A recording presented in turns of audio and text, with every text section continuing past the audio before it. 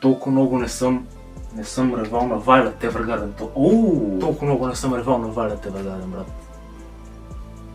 Ето към много драма право. Не мога. И въпреки всичко, въпреки цялата история, цялата драма, бате, Ливай ще остава най-великия. Ливай си ми любимия характер, така. Това е най-големия, брат. Скъше съм отново с тапанарката.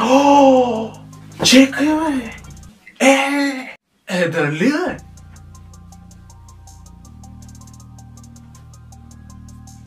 Какво става? Пичове, стели, мадафака. Добре дошли. Като излезе големия финал на Титаните, се появиха много спекулации за това дали финала actually беше добър или пък можеш и малко повече. И днес искам да обсъдя това с вас, тъй като мога да кажа, че моята аудитория, въпреки че е малка, е може би най-300 IQ аудиторията сред аниме феновете в България като цяло. Attack on Titan е една от, ако не и най-всъщност помнящото се заглавие като цяло в серия, една от перлите на короната в аниме индустрията като цяло. Бате, това е тук жига, тук 40 градуса, аз съм с шок. 10 години от пускането на първия си епизод през 2013 най-сетне получи своя анимиран финал, който лично според мен беше... Изгледай клипа, за да разбереш моето мнение, за което не си питал. Обаче аз съм стейди, бе, брат. За да разбереш отговора както на този въпрос, така и на още няколко, като например за кога се ожени Микаса, окончателно ли свърши цялата история и какво по-дело ли се случи с майката на Кони, брат. Те разгледате целият клип, за да разберете тези отговори, за да мога, нали, да разстрелям окуми, да имам повече лош тайм, да имам пари, нали, си. Първо, какво прави Attack on Titan толкова голямо заглавие? Не мисля, че има някой, който дори да не гледа анимета, просто никога да не е чувал това гръмко име. Черен негър. Буквално дядо ми, ако му покажа снимка на Attack on Titan, Наруто и One Piece, най-вероятно ще ги знае. Най-вероятно, защото е мъртъв и някак го питаме. Негър. Кое е най-важното нещо в една история? Кое е нещото, което отделя поредното сезонно фентази или исекай аниме от нещо, което можем да наречем шедьовър и да остане във времето actually е така?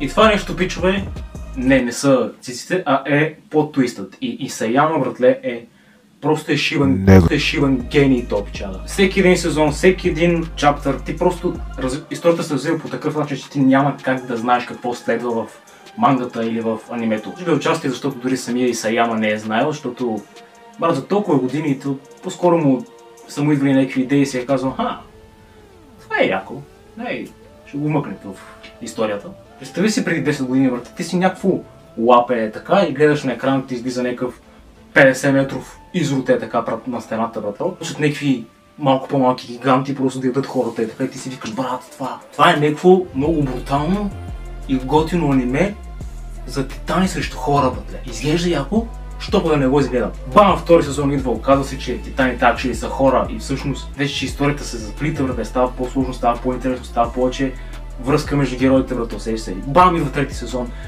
още по-голям изрод идва, още повече се завръзва историята и става още по... Те се превръщат вече в история за нация срещу нация и от време на време там някакви дето се превръщат в някакви титани там и правят някакви глупости, брат.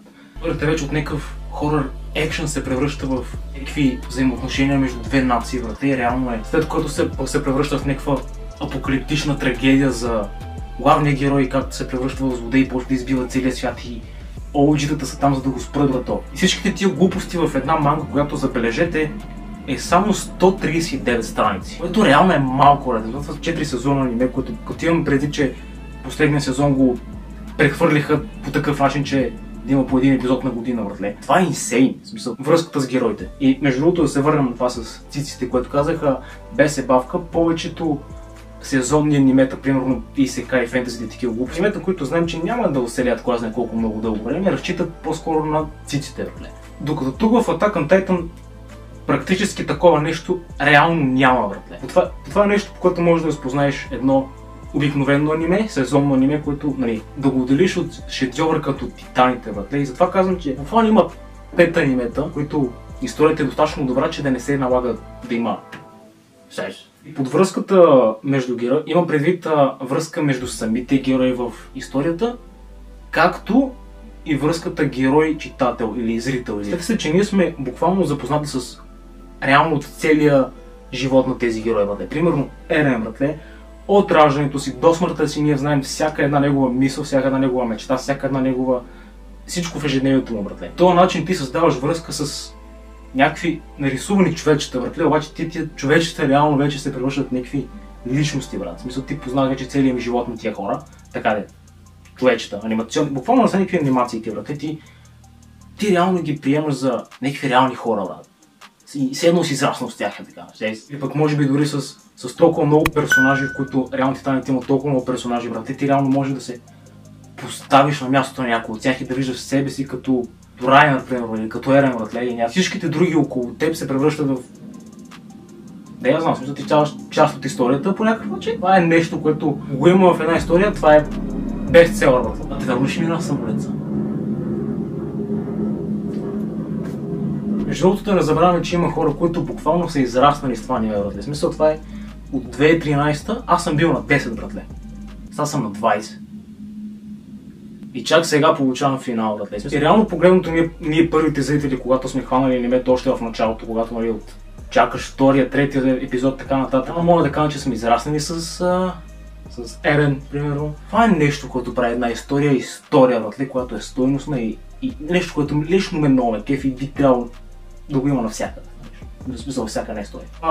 Дали един филм или аниме или дори песен, братле, ще ти хареса до такава степен е 60% може би е зависимо от това ти каква връзка ще направиш с героя или с героите. Това е нещо, което винаги ще прави анимецията малко по-добри от филмите, защото в кой филм има или сериал някаква от раждането до смъртта на един керактер, братле. Всяка една негова мисъл е така, всяка една негова мечта я репрезентирам.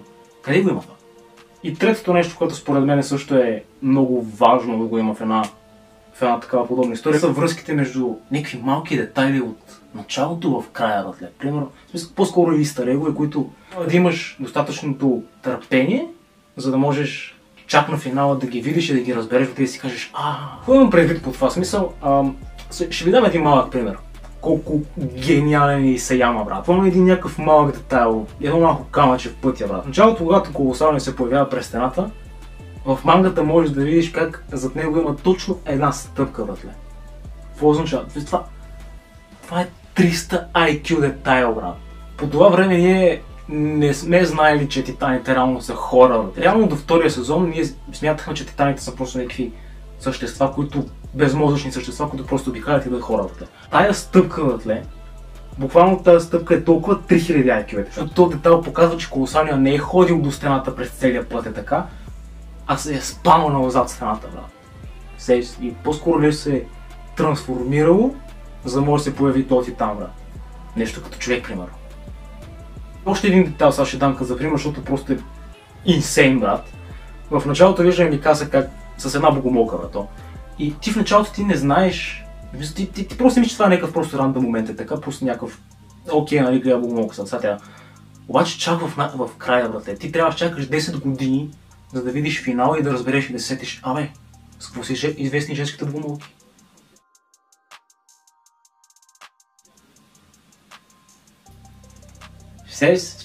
Това е 3000 IQ, човек. И смисъл факта, че ти трябва да изчакаш 10 години, за да разбереш, примерно, заглавието на първи епизод, братле. Ти трябва да изчакаш толкова много време, за да го осъзнаеш и да си кажеш, брат. Още в началото, когато Ерен се събужда по дървото и ми казва, защо плажеш, брат?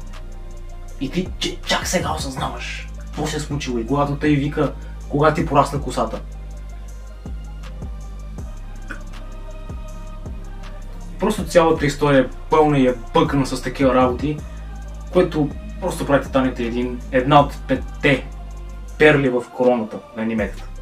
Реално всеки може да направи книга, брат. Всеки може да създаде някаква история. Емо Конрад има 50 книги, Клашера там има някакви книжки, братле.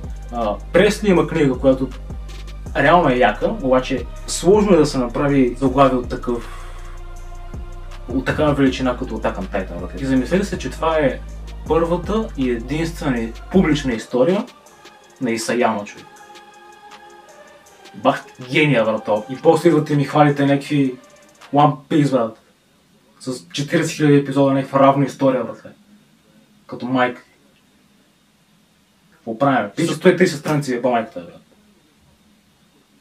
И сега най-сетне добър финал ли получи Attack on Titan. Не можаха ли Микаса и Ерен просто се сгаджосат там да се оженят и примерно двете страни там да направят някакъв мирен договор или нещо от сорта, братле?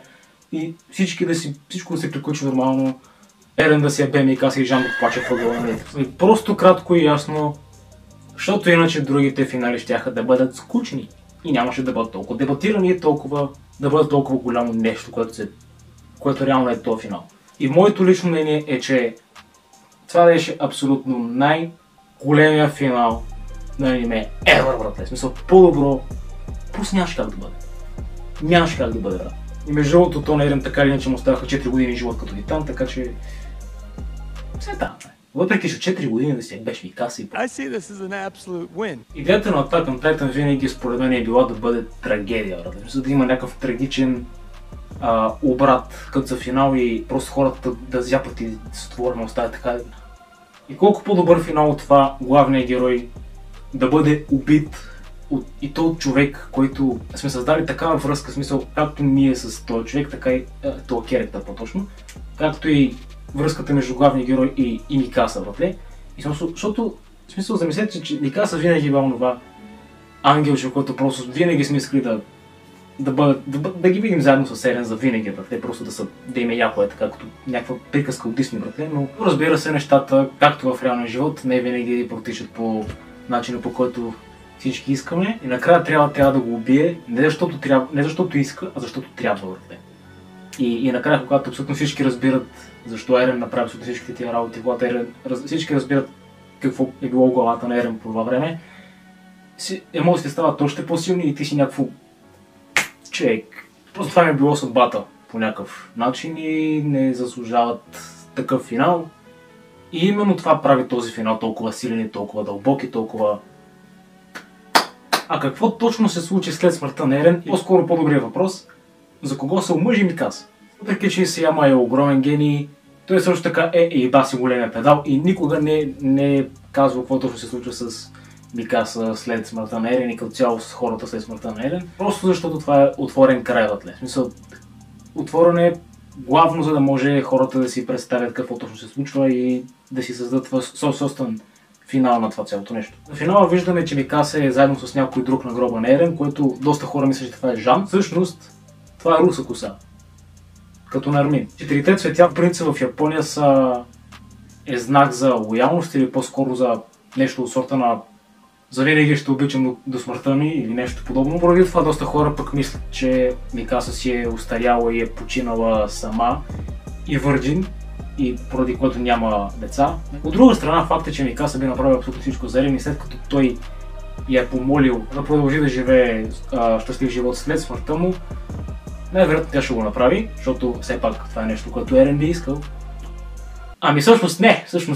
Армин знае истината и най-вероятно може да я обяснил, може да не я обяснил, че реално най-вероятно никога няма да разберем какво се е въртяло в главата на Исаяма в този момент и какво точно се е случило и дали реално се е омъжила Микаса. Пак казвам, това е нарочно оставена дупка в историята за по-скоро отворен край, за да може хората да си преценят и да си създадат своя собствена теория и също така да се породи някакъв спор между двете страни, дали се оженила, дали се омъжила, дали не се омъжила.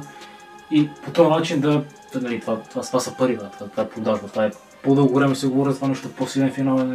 Според мен, честно казано, може би Жан след Ерен е най-добрия вариант за съпруг на Микаса и когато са в кораба, Пик го пита, той си оправя прическата и тя го пита за кого се оправяш косата толкова много, за кой се гласиш толкова много и най-вероятно заради някой, който в този момент не е в същата стая заедно с тях, като например Микаса. Какво се случи с майката на Кони? След като Ерен умря, всичките сили на Титан и всички титани като цяло изчезнаха, всички хора, които са били под формата на Титан, вече, след като няма титани на света повече, най-вероятно майка му се е върнала и вече си е жива и здрава и с нормален човешки ръст. Това е още една причина Ерен да е бахти добрия. Дал е някакво обещание, спазил си го обещанието. Какво можем да очакваме от Исаяма за напред? Ами за в момента нищо. В смисъл има спекулации, имаше наскоро бях гледал някакви, мисля, че фейк нюз, в които... Да го махна това не. По-скоро фейк нюз, в които се казва, че Исаяма подготвя 18 страници, които са подготвени за другата година, но това невероятно няма да... Невероятно ще си е фейк новина и няма да се случи това нещо. И това беше, пичове, малко е тъмно. И това беше за нас, пичове. Ако не ви е харесал клипа, дайте лайк нагоре. Ако не ви е харесал клипа, абонирайте се. Ако не ви е харесал клипа, цъкнете камък, защото трябва ми пари, брат.